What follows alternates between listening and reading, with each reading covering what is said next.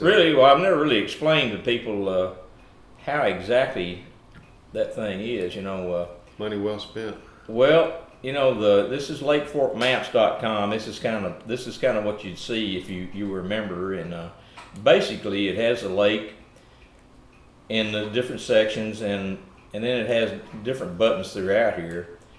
If you're looking for a particular area of the lake, these are your buttons to go to that kind of generalize that. They isolate that area, and then we've got other areas over here that have all the videos that we do are located in here.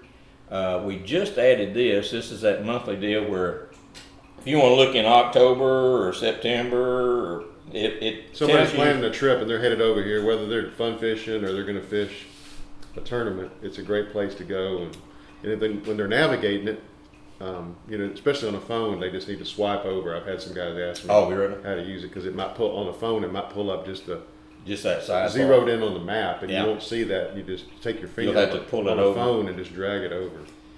And it just directs you to the different articles. Like there's all kinds of maps in here and this is the map portion, and then each one of these buttons here are part of the Learn the Lake series that different people have written things about these particular areas, and they go into each detail about each part of this thing that like here's location number 1, and it just gives you a background of what to think about that area, and then it goes by timing and what to do, and it's not just during the spawn, it's throughout the year, and it tells you what you can expect in that particular area, and it's steadily updated as far as what happens, and it has hundreds of pictures of Lake Fork as it's being filled up, and it has coordinates of these holes.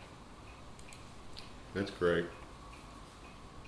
There's all kinds of links and stuff here that take you to different things, and It's a great resource. I recommend it to experienced or newcomers or whoever it is, Jimmy. well, I tell you, for a guy that like in Alabama, the guy I talked to in Alabama, it's perfect because if you can't Right. come over here, it's an excellent resource to look at what experienced people have found through the years, historically, what worked through the years, and of course, it all changes, during temperature and that's in the seasonal problems and water runoff and all that, Right. But it's a good way to study how to fish the lake, and it's really good if you're out of town and you can't come over here, but like once every 2 months or something like that, Right. and that was the intention of it, was to help people with that, and then Sure. like this is the monthly area. And so far, like I've only got the first 2 months done, but I'll do the rest before the end of the year. And this will take you to those key locations for September. And it goes through the east 1/3, and it goes through all the thirds, east 1/3, middle 1/3, and west 1/3. Yeah. And let me zoom out a little bit so you can see it all. And then it gives you the location numbers here, and it gives you a link to that particular article. Like if you're looking in that Oil Well Bay area, all of these locations were good for this month, for the month of September. And so you click on it, and it takes you to that site. And you can look, write down those numbers. They're in that article right there, And then also here, if you want to see this up a little closer, you can pull it up closer without having to go through the link. It's right there. And sometimes it's hard to see what the number is pointing to, on that smaller map. But anyway, that's some of the. So Jimmy, if somebody's watching that and they want to subscribe or check it out, they go to. Well, they just go to LakeForkMaps.com. You just go subscribe. What's the front cost page. for that? It starts off being $300 a month. $300 a year, and then after the first year, it drops to $100 a year. So that's kind of what we're doing right now, and that seems to be working pretty good. And Sure. Maintains the site. We're not getting rich or anything, but we are Right. steadily able to update the site. Now, actually, our map sales support a lot of that. So it's it's kind of it's a community thing. It was intended to be a community thing to Right. help people that go to the lake and Lake you know. Fork is such a community all the way off the lake, on the lake, you know. Yeah. So, and then we do like the interviews with different people, and I plan on doing more of that, you know, from now on till we. That's great. You know, so because any little bit helps. I think up there that got some great businesses around the lake. For one thing, that you take people like Tony down there, and the two Tonys in the Minnebucket, and the folks at Lake Fork Marina, and all the other places. I mean, I could go on and on about Pope's Landing and Right. but it's just something that it's a great community, and so I'm kind of I've bought into this, and I guess I'm going to get out of it. Well, I'm not sure why I'm doing it, but I'm doing it. we all appreciate it because that map is really a resource guide for bass freaks.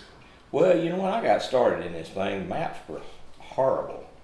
I started fishing the Kicks tournament, back in early days in 88 and 87, 88, and they sold a map and they showed the roads around there, but it didn't show the lake, So my goal, and it still is, to actually get some of these other companies to actually improve their maps, but it's morphed into the point where I'm about the only person still in the map business.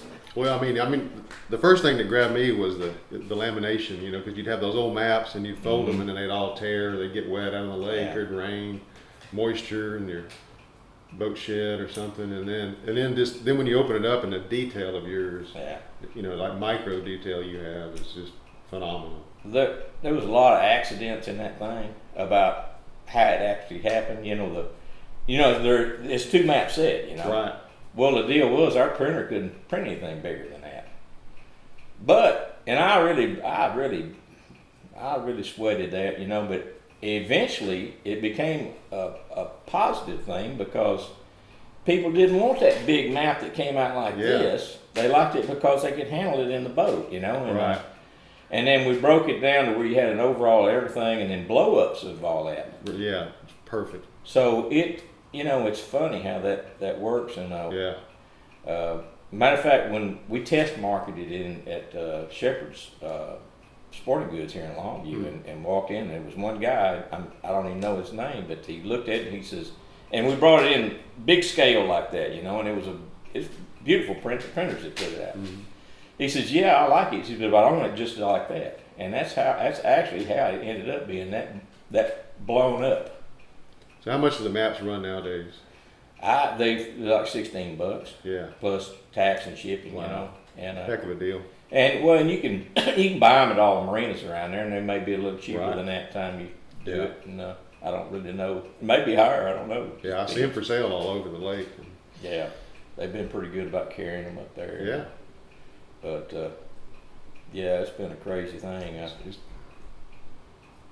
definitely something everybody fishing Lake Fork needs to have. I know that. Well, it was an accident. I was even doing fishing maps. Wow. I'd signed up for a tournament at Kicks, and I put a bunch of stuff together. I was a surveyor, and because there was you could take USGS map and kind of mark it up a little bit, Right. and we got to making diazo prints and selling those at the lake, and you saw it. People would buy those, and I may have told this story, and I apologize if I have, before, but they. Back at that time, what happened was the sales manager for Kicks says, "Look," he says, "we'd like to make that part of the tournament." I says, "Okay," and I thought about it. I says, back then I worried about stuff, worried about lawsuits and all that. And so anyway, I blew it off, and a month later I was in the backyard digging a French drain, and I hit a 3.5-inch plastic gas line, and there was a 6-inch steel line gas right next to it. And I almost blew up the whole neighborhood. It was like 10 foot off my back porch. It was unmarked. And, after all emergency vehicles left, and my wife's standing right there. She'd gotten toast. She'd been toast too, But so anyway, after they all left, I thought, if there's something you really want to do, now is an excellent time to do it. And, Yeah. and that goes for, you know, retiring on fork, you know, or fishing. You know, you put things off, Right. and you Absolutely. know, you can't. You know, I know that friend of mine, David Kelly. You know, he knew he was having heart problems at the time, and he had some stuff he wanted to get done, and he put it off. You know, and he didn't get it done. Right. Things like that put it all in perspective, don't they? My father was fixing to retire the next month. He was 62, going to retire, had a heart attack and died. And when I was in Houston, I was working in Houston for Fluor down there, here 3 years ago now. And I said, that's not gonna happen to me. I'm gonna quit. I had a high paying job. I was pulling some big money down there, you know, and people says, have you lost your mind? You know, and I was the I was the structural lead on it was either between 14 and $18 billion project. And it was a plant down in Lake Charles, Louisiana, and we were building modular construction all over the world to bring in there for this chemical plant we were building. Had multiple people working for me, and it was just like, yeah, I'm leaving. Get used to that idea, you know. So we came home because I had some stuff I wanted to do this house, you know. Yeah. We had this house for a few years, and I said, you know, this ain't gonna be Daddy volume 2, you know. Right. I'm gonna go home, and that's what people need to think about is, you know, put a value on what really matters to them, you know. And Your time is your most valuable asset. yeah, When you Yeah. think about it. it is, and your family and that sort of thing. We Right. were away from all of that, you know, Absolutely. down there, you know, because it's. But your time with your family, your time anything, yeah. Yeah, it was crazy down there, you know. I mean, we would watch the police.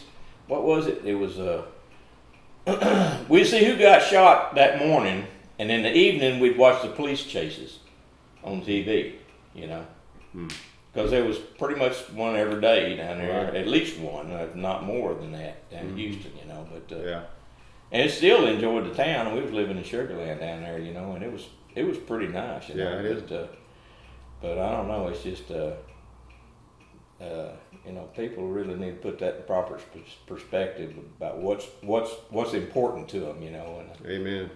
so, Yep. looks like you figured that out.